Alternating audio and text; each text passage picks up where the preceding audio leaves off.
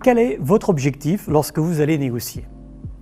Au moins, vous avez deux objectifs. Un premier objectif, c'est bien sûr obtenir quelque chose. Vous allez négocier car vous pensez que pendant cette négociation, vous allez obtenir la protection de vos intérêts. Et donc, vous souhaitez, dans un premier temps, obtenir quelque chose. Mais vous avez quand même un deuxième objectif. Et je pense que vous allez être d'accord avec moi qu'il y a un deuxième objectif relatif à préserver, renforcer au moins la relation avec l'autre partie.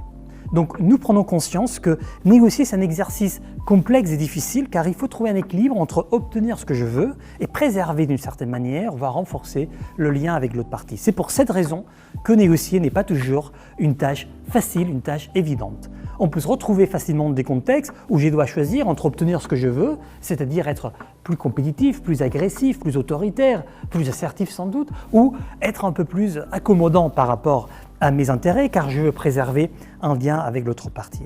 Ceci dit, une fois que nous savons quels sont nos objectifs en négociation, préserver mes intérêts et protéger le lien avec l'autre partie, nous pouvons analyser quelles sont les grandes stratégies que nous avons dans le monde de la négociation. De ce point de vue, nous avons 4 stratégies, 4 blocs de stratégies que nous allons présenter tout de suite et nous allons commencer même avec la plus ancienne, la stratégie la plus utilisée depuis très longtemps de l'histoire de l'humanité qui est le rapport de force. Alors qu'est-ce que c'est le rapport de force? Le rapport de force est une stratégie qui est basée à partir de l'idée que nous avons plus de force que l'autre côté, que la seule manière d'obtenir ce que je veux, c'est d'intimider, voire de menacer l'autre partie pour gagner cette bataille de la négociation. Derrière le rapport de force, il y a une conviction chez le négociateur qu'il y aura un gagnant et un perdant, et donc tant qu'à faire, il vaut mieux que je sois la partie qui va gagner cette négociation. Jusque-là, tout va bien, sauf qu'il y a un problème. Si nous reprenons la définition initiale par rapport aux objectifs que nous avons en négociation, nous voyons d'une manière extrêmement claire que nous allons protéger peut-être nos intérêts, or nous n'allons pas protéger, nous n'allons pas renforcer, nous n'allons pas investir avec la relation avec l'autre partie. Et cela peut être extrêmement dangereux dans certains contextes. Donc, nous ne souhaitons pas appliquer en toutes circonstances ce rapport de force que nous pouvons appeler la stratégie numéro 1 en négociation. Donc, c'est un rapport de force basé en l'agressivité, la violence ou l'intimidation. Ça peut être utile dans certaines circonstances, notamment lorsqu'il n'y a pas de perspective d'avenir, notamment lorsqu'on est dans une situation où on a beaucoup d'alternatives, mais ce n'est pas une stratégie qu'on peut suggérer, qu'on peut proposer à tous les coups en négociation. Deuxième stratégie qu'on peut imaginer, donc la première, rappelez-vous, c'était le rapport de force, la deuxième, c'est la manipulation. Là, c'est une stratégie un peu plus évoluée. Même dans l'histoire de l'humanité, on observe beaucoup de textes très intéressants à partir du 15e, 16e siècle sur le concept de manipulation. Alors, c'est quoi la manipulation? C'est peut-être l'idée de mentir, c'est lié sans doute à l'idée de cacher l'information, c'est lié sans doute à l'idée d'obtenir ce qu'on veut d'une manière peut-être pas trop honnête. Donc finalement, en fait, ce qu'on observe avec la manipulation, c'est que c'est quelque part la mauvaise foi dans la négociation. Alors, quel est le problème de manipulation? A priori, quand on manipule, lorsqu'on va manipuler quelqu'un, on obtient ce qu'on veut, donc ça c'est la partie positive sans doute.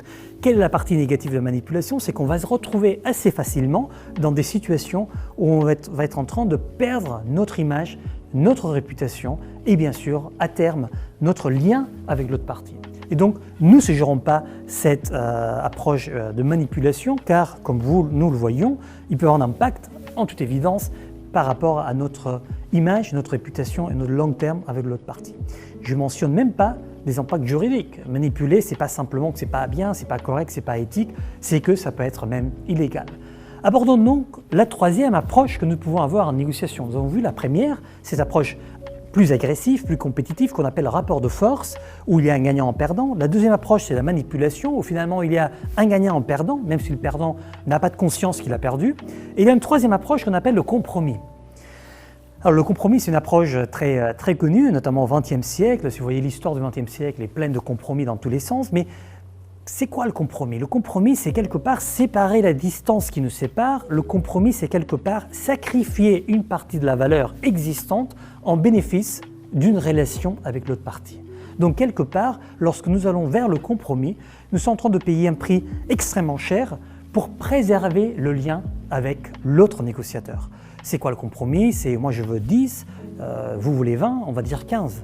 15, c'est un compromis, c'est pas 10, c'est pas 20, c'est entre les deux. Donc nous avons l'impression avec le compromis que puisque j'ai sacrifié quelque chose et l'autre a fait de même, nous sommes arrivés à un bon accord. Il y a même des gens qui considèrent qu'une bonne négociation, c'est un bon compromis, qui même utilisent comme si c'était en synonyme. Or, soyons honnêtes, quel est le sentiment qui reste après un compromis?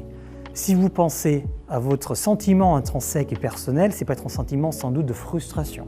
Vous n'avez pas obtenu tout ce que vous voulez pendant la négociation, vous avez obtenu une petite partie, voire la moitié, parfois moins de la moitié de vos attentes en tant que négociateur. Et c'est là où apparaît une quatrième approche. Donc nous avons, rappelez-vous, on a commencé avec le rapport de force, on a évoqué la manipulation, on a évoqué le compromis, et là on peut évoquer ce qu'on appelle la négociation intégrative, qui est une approche récente, même si ça date des années 80 du dernier siècle, mais ça reste beaucoup plus récente que les approches précédentes que nous venons d'évoquer, où ce que nous allons faire, c'est tout simplement, c'est un détail, mais ça change tout dans l'histoire de la négociation, c'est changer la question de qu'est-ce que vous voulez par rapport à pourquoi est-ce que vous voulez ce que vous voulez. Donc on va arrêter de se focaliser dans ce qu'on appelle la position pour aller chercher les intérêts, pour aller chercher la véritable motivation, peur, les besoins qui peuvent avoir chaque négociateur dans l'exercice de la négociation. D'une certaine manière, c'est comme si la négociation était comme un iceberg, où il y a une partie visible qu'on appelle la position et une partie cachée qu'on appelle les intérêts. Ce qu'on va faire avec cette quatrième approche, c'est analyser en détail ces intérêts, avoir une certaine créativité pour arriver à ce qu'on appelle un accord win-win. Les accords win-win sont les seuls accords qui nous permettent, je reviens au début de cette présentation, qui nous permet de protéger nos intérêts et protéger en même temps la relation long terme avec l'autre partie. C'est pour ça que nous conseillons dans toute négociation, essayons d'éviter le rapport de force, essayons bien sûr d'éviter la manipulation, essayons d'éviter de rester dans la médiocrité du compromis et tâchons d'aller vers ce win-win.